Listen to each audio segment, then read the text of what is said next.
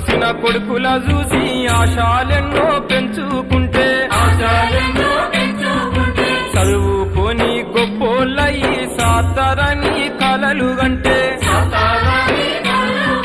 కన్నందుకు కంటి పాపల కాటి